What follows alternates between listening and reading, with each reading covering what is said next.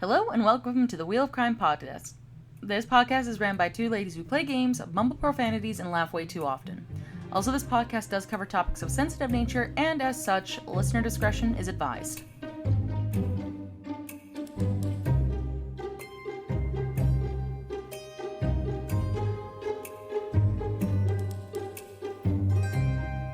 Hello, friends, and welcome back to the Wheel of Crime podcast. Yes. Hello. And welcome. What an opener. Yes, my name is Emily. My name is Jen. It is another Hello. week, my friends, in the hot It is another season. So much happening at work, in life. Work for The sure. day you're listening to this is my final day on the show that I'm working on, so you can rejoice for me. Thank you very much. Yes, round of applause for me. I will be rejoicing for you because work has been rough this week and it's hot outside. I hate the sun. It's a love-hate relationship in many ways. It is. I look good when I'm tan. I don't like sweating constantly. No. I'm firmly a fall girl. Yeah, fall is like supreme. Love that. Wish it was longer for us since it literally lasts like a month where we're from. But, you know, it is what it is. And then work's just been stressful. Yeah, right? Busy. It's the busy season for us. So, you know, TikTok, round the clock, this body don't stop, working nonstop all the time. Oh. And yeah, no. I feel like I blinked since our last episode. Now we're recording again, and that's basically it. Yeah, pretty much it. Yep. So then, in that case, should we just get to our wheel of questions? Let's just jump right into it. I feel like I have nothing to say. I'm just tired this week, so let's just do our questions. I know, I haven't even hit my bucket list yet. Maybe by the next time we record, like by the time we record for next week, I'll have more fun things to talk about. But for now, I'm just a hustling girl. So let's spin this wheel. Spin it, girl. Have you ever hitchhiked before? / would you? No and no. Very quickly. I have never hitchhiked, just because I find the whole thing to be, sketchy? Yes. So that's a big part of it. And also, like, I'm not really, I don't know. I have a personal thing where I don't love relying on people, especially people I don't know. So, like, if I am ever in a situation where, like, hitchhiking is probably, like, a quicker way to get somewhere, I would probably just suck it up and walk the whole way. Like, I am that bitch. I'm like, nah. Talking to strangers, I don't fucking think so. Like, goodbye. Yeah. I've just always been afraid of being murdered or robbed. That too. So that is a big part of it, for sure. And then, yeah, so, like, that would be the why I wouldn't, and I would say the why I haven't is what you just said, because murder is a very real aspect for women if you were going to be jumping into a rando's vehicle and they can take you wherever they want to. So, yeah. Pretty much. Awesome. Love that for us. Let's go to our next question. Spin away, girl. Have you ever picked up a hitchhiker or considered it? Actually, so I don't in general, just because, like, again, as a woman who is driving usually by herself, there's just certain situations I don't put myself in. But there was a time where, with what I do for work and just how I travel, I'm usually by myself, and I travel a lot of highways. I was driving in the countryside along one of the highways once for work, and there was, like, a young girl, like a preteen girl out in the middle of nowhere who was walking on the road. So I stopped and I was like, oh, hey, like, you know, like, are you good? Like, what's going on? Like, do you live nearby? Like, do you need help? Just because, like, I think in that case, because it's a younger girl, I kind of felt like I should at least check in just in case. Mm-hmm. So I have stopped before. She ended up saying she was fine. She lived nearby, but, like, that's really honestly the only time I've stopped for somebody. But she also wasn't, like, hitchhiking necessarily. She was just kind of standing on the side of the road by herself, and it just seemed like a weird situation to me. So I thought I would check in, but Yeah, that's fair. Yeah, I don't know. I've never picked anyone up, and honestly, I've never really considered it. I feel like every time I've seen a hitchhiker, it's usually an older man, and I too am usually traveling by myself, so I feel like it's an uncomfortable situation that I don't want to put myself into, but Yep. yeah. Well, and that's the thing too, is like that was the only situation that I stopped for somebody, and like I said, because it was like a girl who was very obviously young and by herself. But like That's for fair like, though. but like for older men who hitchhike, no, I wouldn't. I wouldn't stop just because like I'm not in a position where I could protect myself. Like as a driver, like you are in a vulnerable position if you are a woman by yourself in an enclosed space with a stranger. That's just how it is. Exactly. And I just don't want to take the risk personally, and maybe that's selfish, but I just feel like the risk is way too high. I think it would be a different situation if, say, like, I was the driver, but maybe I had like a couple guy friends with me. Like, maybe that would change things, but I haven't been in that situation, so I wouldn't know how I would react, you know? Yeah, for sure. Right? But yeah, no, those are my thoughts. But on that note, let's move for our next question. Okay.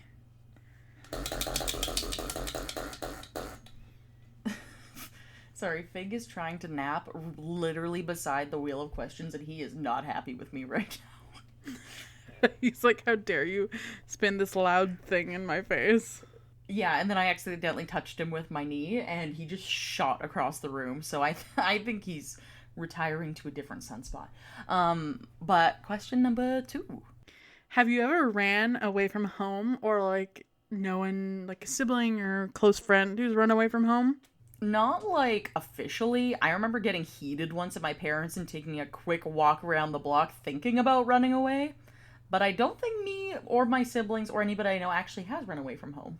Yeah, I remember one time when I was like in elementary school getting into like an argument with my parents and being like, I'm running away.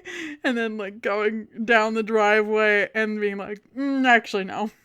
Right? That was pretty much it. Was like me like contemplating it, and then I was like, where would I even go? And then I came back. Yeah, pretty much. Yep. So like unofficially running away from home, I guess, if you want to count that. Contemplating running away from home.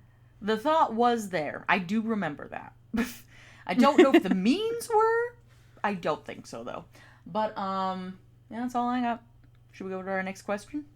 Let's do it. We're just blitzing through these. It's a hard and fast day. We got the facts down. No lollygagging. Exactly. If you had to lose one limb, which one would it be? A limb? Yeah. What are we counting as limbs? Just like your arms and legs, or what? Yeah, basically. Like Like, right leg, right arm, left arm. If you gotta lose one, which one are you sacrificing? I mean, obviously, preferably none of them. But I think if I had to pick, and it had to be like a full appendage, I guess my left arm. But I guess it also, like I said, depends on what you mean as a limb. Like I know a lot of people who like if the like as a would you rather question, they'd be like, I would lose my middle toe or like random things. But like if we're going for like full appendage, my left arm. We're going for full appendage. I think I would also do my left arm. Or I don't know, it's hard because your legs, like I feel like loss of mobility would be huge, so I don't know if I would want to lose a leg. But I feel like losing an arm would also be very inconvenient, but I guess I would go with that if I had to pick something. See, my thought with that one was I know that nowadays, as far as like technology goes, like you can basically have like a robotic arm that just mimics like how your ligaments work. So you aren't really like mobility wise, you're keeping the same. And the same goes for legs too. But like I have an uncle who he is a partial amputee of one of his legs, and like knowing what I know about like what kind of like issues there are when you are losing something that like affects like standing, for example, and those types of things, like I think that for me I would have to pick arm in that situation, because like your legs are very important too for like your spinal health and some other things. So there's like slightly more complications for like those types of things. And yeah, I don't know. Just when you break it down, there's a lot. But I think overall, that would be what I would pick. Yeah. Yeah, there's not a good option for that, for sure. No. So, I actually think I know what story you're going to cover today. What is it? Does it happen to be based out of Las Vegas? It does! Okay, I don't know this full story, but I remember reading like a little like Facebook blip about it like years ago and thinking it was horrifying. But if I'm gonna guess your story, I think it's about a girl who was hitchhiking because she ran away from home, and in Las Vegas she was picked up by a man who ended up making her an amputee. You are dead on this week. All right. Let's get it. I don't know any of the details, though. Like I said, I just only know the gist, so I'm curious. All right. So I'll just jump right on into it then. So Mary Vincent was born in 1963. She's one of 7 children and lived with her parents in Las Vegas. Her father worked as a mechanic and married her mother, who was a blackjack dealer, while also serving in the military. Mary's parents were going through a messy divorce, which caused her to run away from their home in Las Vegas. After a brief period living on the streets and inside unlocked cars, she hitchhiked to her grandfather's home in Berkeley, California in September 1978. After arriving in California and staying with her grandfather for a while, Mary became homesick and decided to hitchhike back to Las Vegas. So she started her journey back home and made it to just outside of Modesto, California, which was around 85 miles from her grandparents' house. And Mary stood on the side of the road with 2 other hitchhikers in Modesto on September 29th, 1978, when 50-year-old Lawrence Singleton pulled his van over. When the young hitchhikers asked for a ride, Lawrence told them that he only had room for 1 in his nearly empty van, which was very suspicious. He's like, yes, this van with many seats, only room for 1. Literally, again, another reason to be suspicious of people. They are full of baloney. Mm-hmm. So, Lawrence Bernard Singleton was born on July 28th, 1927 in Tampa, Florida. He formerly worked as a merchant seaman. And that's pretty much all the backstory we have on him. Not too much is known about his early life, but I'm just going to say it's safe to assume not a good man. Yeah, already not loving the vibes. No good. Terrible vibes. I think that if you're a man and you come across a group of people and they're like, hey, we need a ride, and you're like, no, I will single out one of you so that only one of you can come with me. I would be like, nah, I'm with the group or with the nobody. Exactly, I'm out. But Mary, he seemed trustworthy enough, and Mary was feeling very exhausted and overwhelmed at this point, so she acted against her instincts and climbed into his vehicle. During the ride, Lawrence knocked her out with a sledgehammer and then drove them to a deserted area. He tied her up and sexually assaulted her throughout the night, and then tortured her by severing both of her forearms with a hatchet. Yeah. First of all, 0 to 100. Second of all, women's intuition is always right. Third of all, I did not realize it was both arms. I honestly, like when I was, like, trying to piece out, like, how this sounded familiar, I thought it was only one of her arms. Yeah, it was both.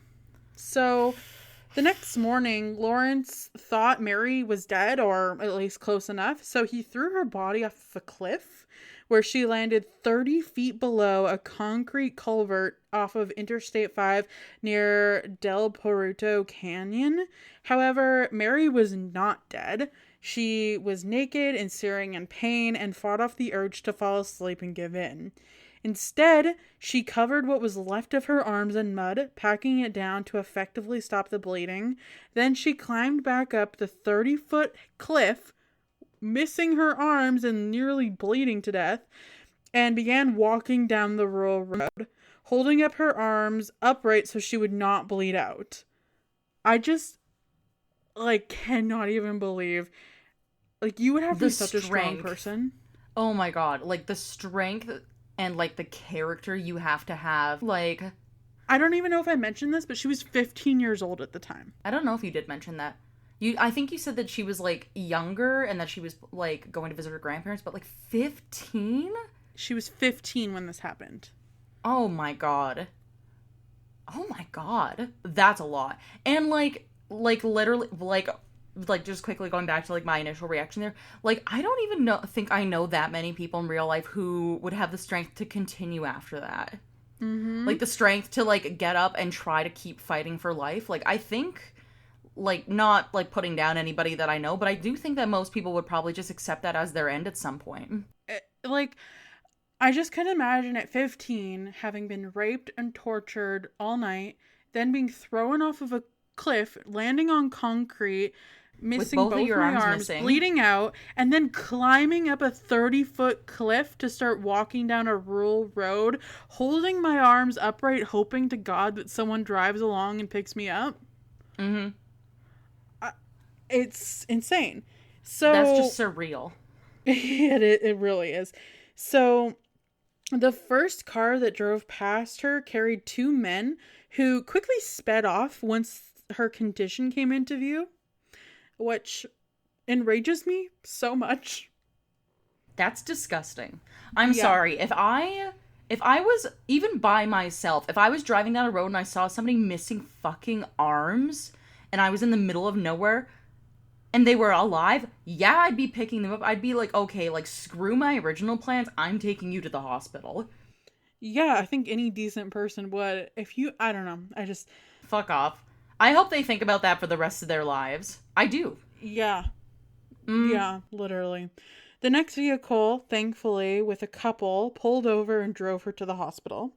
In the hospital, Mary immediately worked with police to help identify and find her attacker, insisting she postpone sleeping to finish creating a composite sketch for investigators. This girl is like fucking invincible. She is out for blood, and honestly, good for her. She's like, no, Like, until I tell you everything about this fucking man, I will not rest. I've come this far. Nothing's stopping me I don't now. even blame her. Like, if you fought that hard, hell yeah. Hell fucking yeah. I would be sitting there being like, no, like, you're gonna know everything about everything that happened. I will tell you any little detail I can remember about this person until you get him. Honestly, like, good for her. Mm-hmm. Yeah, she's a queen. So she began using prosthetic arms within 2 weeks after her attack, and as someone who liked to tinker, she used spare parts from broken down electronics to modify her own prosthetics into custom designs. Among the changes to her life after the attack, she also began a career in art. So, like, honestly, this girl, my idol. She's a legend. I can't even She believe that. literally is. The strength to have lost both your arms, be fitted with new arms, and then be like, they're gonna be better arms and also fuck everybody else. I'm gonna do whatever I want. Like, holy. I love her. If I had an ounce of her spirit, I could accomplish so much in life.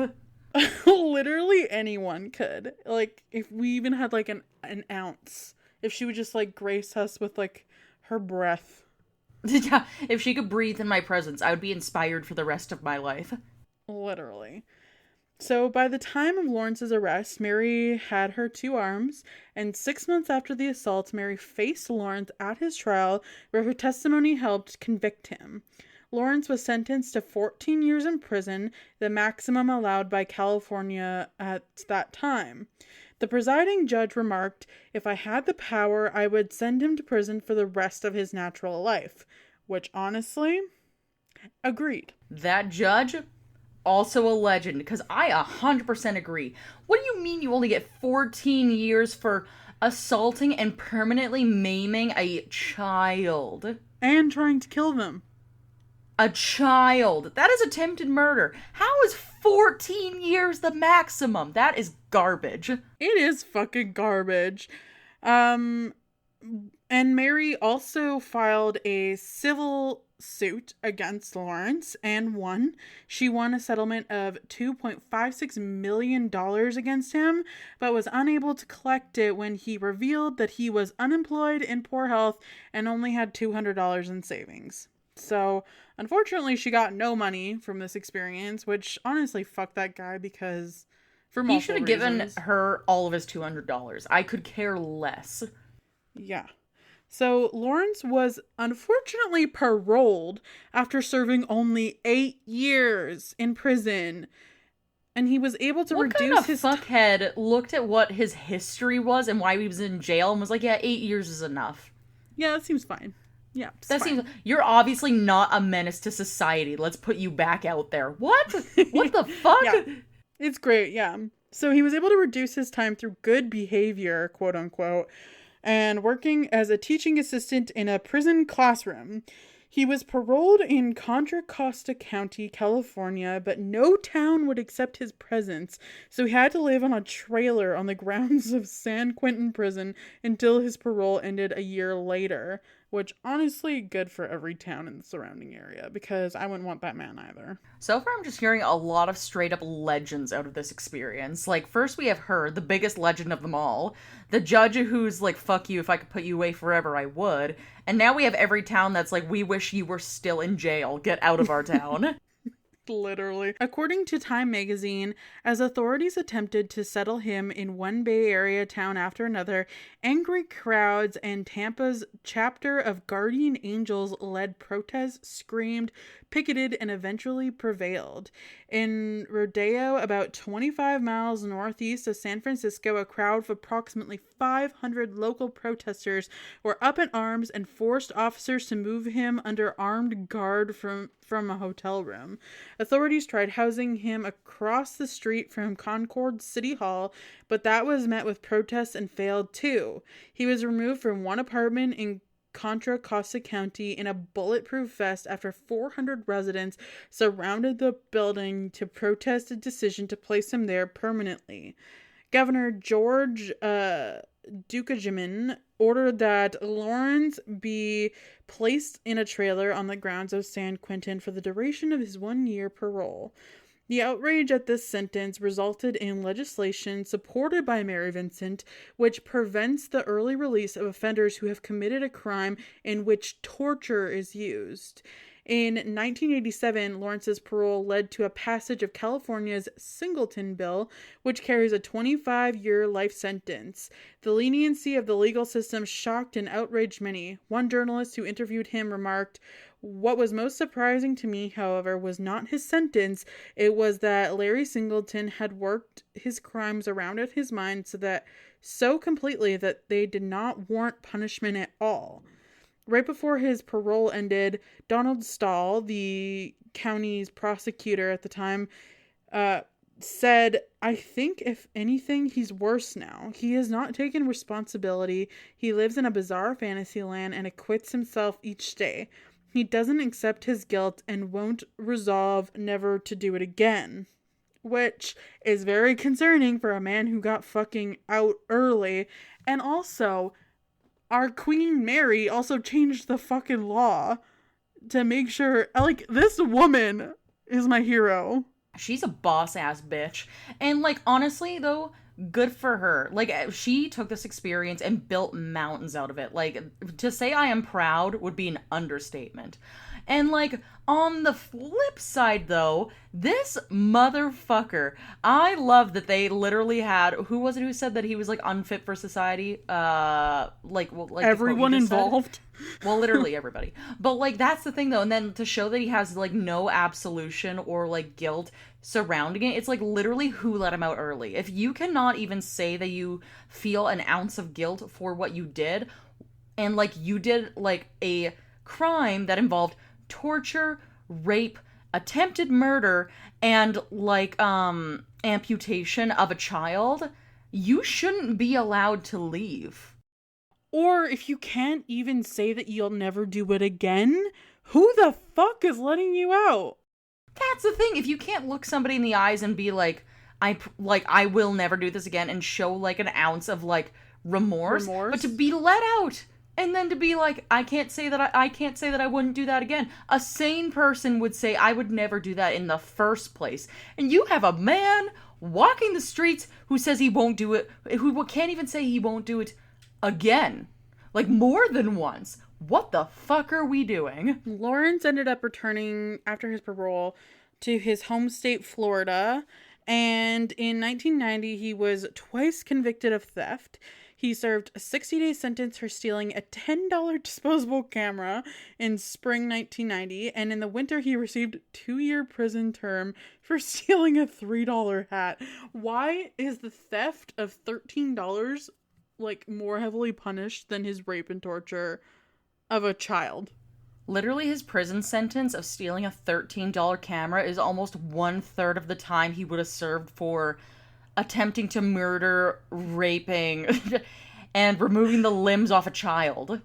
Oh my god, Make it make sense to me. Make it make sense to me. Before his sentencing for the $3 hat, he described himself to the judge as a confused, muddle-headed old man, which honestly he is, but also fuck him. Also, he's a deranged criminal who happens to be a 50-year-old man. Yeah, quite literally. So in the spring of 1997, a neighbor called police to report Lawrence assaulting a woman in his home in Sulphur Springs, Florida. When the police responded, they found the dead body of Roxanne Haynes. She had been stabbed multiple times in the upper body. Roxanne was a mother of 3. And Mary Vincent, our fucking queen, traveled from California to Tampa to appear at Lawrence's sentencing. During her testimony, she described Lawrence's attack and the toll the ordeal had taken on her. The judge sentenced Lawrence to death, and Lawrence died in 2001 of cancer in a prison hospital at the North Florida Reception Center in Stark, Florida. Are you kidding me? After all of that, he dies of cancer. Yeah, this man never had to take responsibility for his fucking actions in his life, and it shows. That genuinely makes me want to throw up. But, like, also, he literally did it again. He did it again. And, like, we're supposed to act shocked? I mean, he basically said that he was planning to do it again. I don't know how we can be surprised. Literally. And we're supposed to be surprised? Like, what is even the point of all this? You know? There is no fucking point. The point is that people are fucking stupid, and we should not be letting these fucking men out early when they've committed these absolutely heinous crimes. Oh God, no. Especially if they can't promise you they won't do it again. It would be like me robbing from a store and then being like, okay, you've returned all the merchandise. Are you not going to steal from here again? And me being like, I wouldn't say that. And then arresting me again for stealing from the same store. Like, at that point, you were asking for it to happen again. Literally. You quite literally are. But I want to end off our story talking about our Queen Mary. Because, yes, honestly, I love her. I love her energy, love her vibes. So, as an adult, she attended the University of Nevada, Las Vegas. She married and subsequently divorced a man named Tom and has 2 sons. After her attacker was released from prison, she volunteered to testify against him at his trial. She spoke openly about finding healing and becoming a victim's advocate in support of victims' rights and delivers motivational speeches. She works with chalk pastels to create powerfully upbeat women like female action figures. She also draws family and individual portraits on commission, and her customized prosthetics are also self-creations, including custom prosthetics for bowling. And honestly, she seems like she's doing great, and I love her. I'm here for it. Love the vibes. Love everything, really. Like, everything that she made out of it. Like, I think that's such a testament, though, like, to her character and what kind of person she is. Mm-hmm. For sure is. I don't know, it's insane to think about a person, like a full-grown woman, doing what she did to, like, fight to survive, let alone a child. Yes. Like, that, like, ultimately, like, how it all adds up together, like, she definitely is built better than I think most people are, 100%. And I do, like, kind of weep the fact that she didn't at least get granted, like, the, like, permission to cut off his own arms in retaliation. Yeah. And then his penis. Fuck it. The penis should be Like, the first thing to go. Obviously. But, like, I mean, I know why we don't do that, because it's not tit for tat, I guess. It's wrong. But would I think that would justify how she was treated and at least alleviate a little bit of the anger towards the situation? I think so. I don't know. I just am completely speechless that everyone around the situation was like, this man should be in jail for a long time and not be allowed out, and he somehow was released early and then immediately commits basically the same crime again, except for this time he's successful in murdering that woman, and now her kids are left without a mom. Yep. And, like, it's almost like, so the system failed her, like, failed Mary 100%, but the community didn't. And I think that's very interesting. Usually I feel like it's both. I feel like usually in these cases it's both the justice system failing them and also usually the community of people being like, oh, like, not believing her. But I feel like people really rallied behind her. Oh, absolutely, yeah. Which, like, honestly, like, I think is amazing. I love that in situations like this where, like, somebody's so grossly mistreated, like, it does show that that a majority of people don't care for people who act like this. Yeah. And honestly, that's a good thing. Because especially with everything that's going on in the world right now, we do not need fucking men like this dude out here being assholes and chopping off limbs and raping children. Hell no. And that's all I have to say about that. Same. But that's the end of our story for today. A very cheery tale. Always. Very crime. Very. Yeah, no, I got nothing else to add. So, I mean, other than our little end credits here. So, if you liked today's episode, somehow, you can leave us a review on either Spotify or Apple Podcasts or wherever you listen to us. Besides that, we also have a Patreon if you'd like to donate to the show. That is at Wheel of Crime on Patreon. We also have a website, which is www.wheelofcrime.com. If you want to take a look at us there, we also have our social media, which is on Facebook, Twitter, Instagram, and TikTok, all at Wheel of Crime. And lastly, if you would like to send us an email, say you got a comment about the show, you have a suggestion on a story we should cover, you can email us wheelofcrime@gmail.com. That's it. That's all. That's all for our story today, and we will see you all next week for another new episode. Okay, bye. Bye.